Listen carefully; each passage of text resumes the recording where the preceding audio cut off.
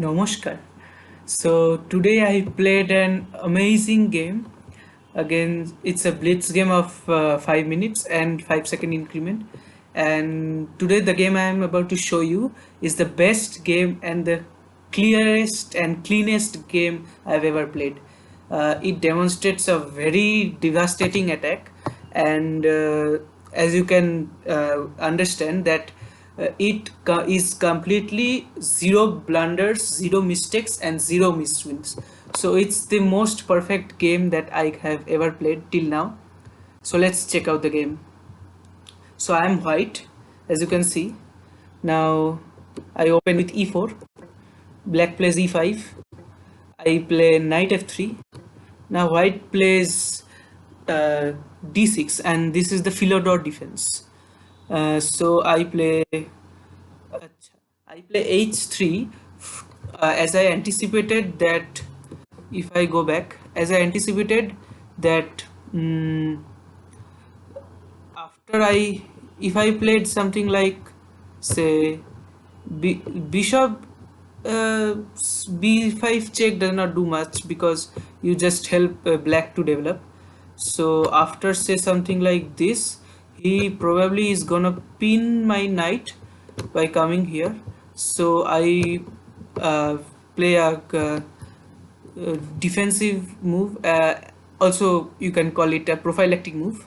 Okay, nevertheless I play h3, and now he attacks my pawn by and developing knight f6. So I also develop knight c3 and defend my pawn. Now he plays bishop e6. This is kind of odd because this does not do anything, because still it's a okay development move, but not quite great.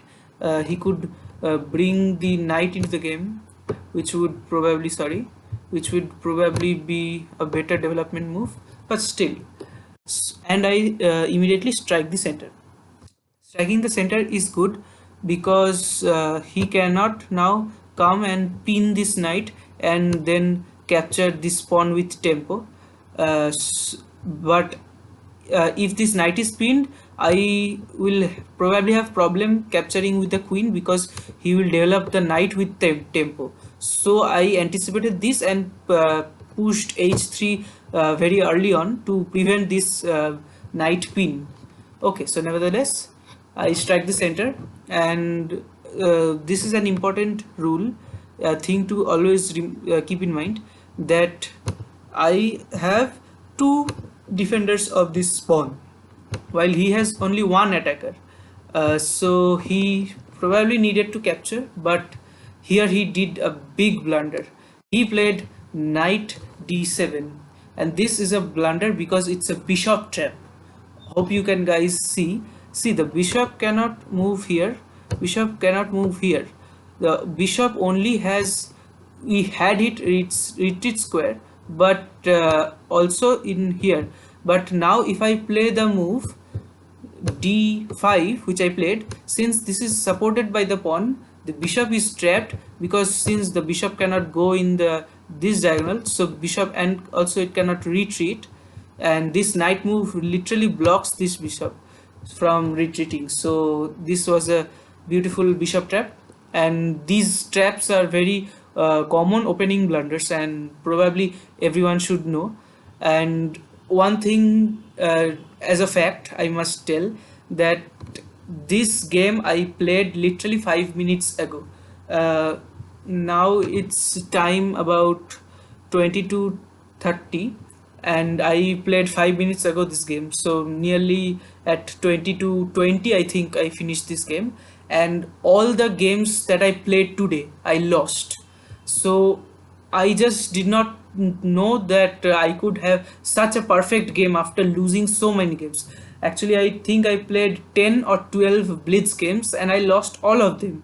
See, my rating is also a big support of that, because I think I had 920 rating or something. Now the rating has fallen to 867.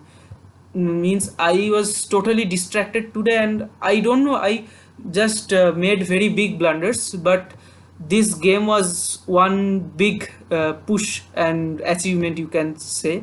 because literally the day was not going well from my chess trainings. And this shows one thing, that how consistency and hope is very important. So nevertheless, let's see. So I pushed this, and this is winning on the spot, of course. So he had to capture, or this wouldn't be that much good. So I captured with the pawn. Okay, capturing with the pawn is better. Uh, Now he pushes this with tempo on my knight. So I have to move my knight, and I thought of counter attacking this pawn by playing knight to g5, which I played. And this pawn has two attackers, one from the g5 knight and one from the c3 knight. So he tried to bring another defender to this pawn, which was probably not good. Probably since this pawn has no further way to defend, so if black tries very hardly to defend this pawn by playing something like queen out to e7, like holding the pawn with his life, then black just loses on with development, because this queen 2 is very passive down in e7. So better move would really have been pawn to sorry better move really would have been pawn to e3 and getting rid of this awkwardly placed pawn. So when you can probably castle long or castle short, you get an open file upon here, and this directly attacks the king. So better was to play e3 move and get rid of my pawn. So nevertheless, he did not see that, and he played an awkward move, knight to c5. He tried to defend this pawn very hard, but this also loses the pawn, because I have a brilliant move b4, just b4, since the knight cannot go and cover squares diagonally. So b4 is a direct attack, and this does not allow black to defend that pawn, so that pawn is gone anyway. So this is a very common tactic, and this must be known to all. So let's see. um, Knight goes back to d7, because literally he had no other choice. This covered is, this square is covered, that's, and this square could go, but knight could become very passive, and I could again gain tempo by playing this move. But yes, kind of okay type move. And now I capture this pawn, because this is a free pawn. Now he does the mistake. See, the mistake here is, since you are down a piece, you should not trade, and you should focus on your development, because your king is still stuck in the center. But nevertheless, he opts for trading, which was probably not good. And he traded, I traded, I captured, and he played knight, and he is offering me another trade. So I am gladly accepting it, because I am a piece up.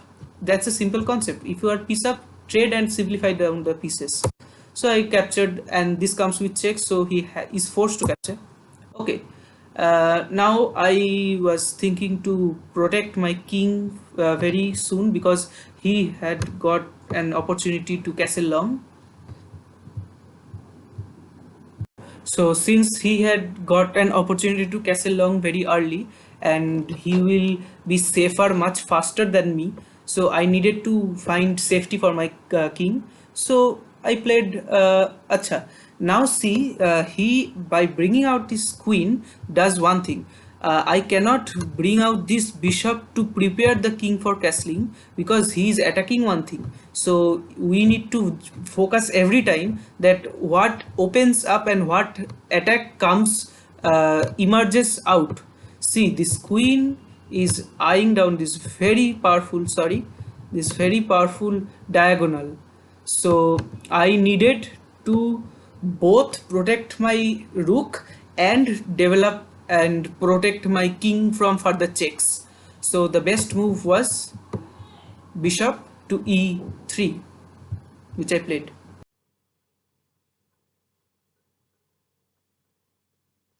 So after bishop e3, the opponent played bishop e8, e7. He is preparing to castle on both sides as required. Now I harass the opponent and try to prevent him from castling. Though not much effective, but still I try. I play the move bishop d5, d4. Now, since this bishop is protected by the queen, the opponent queen has to move. So he moves the queen and queen to f4. Now I play a developing move and I also prepare to castle. So he castles and I castle. Probably for him, better would have been to castle longside because though not he could get an open file, but still he could castle longside, but it would be faster and his queen could not be harassed that much. Okay, so nonetheless he plays this b6. Now he is threatening to play pawn to c5 probably. So let's see. So I prevented this by directly playing and counter attacking his queen. So queen was pretty vulnerable. So now he moved. This part is not of that much interesting, but still I played the defensively and solidly. Now this queen is aligned to something very interesting, this pawn. So beginners and all chess players know that this pawn is a very vulnerable target for a castled king. For an uncastled king, this pawn and this pawn are very vulnerable. And for a castle king, this h-file pawn for short castle is very vulnerable. So I attack it indirectly. Okay, not now. After I consolidated my center, and he played a counter attack on my rook. Now I played this move. Now this is a counter attack on his queen. I leave my rook hanging.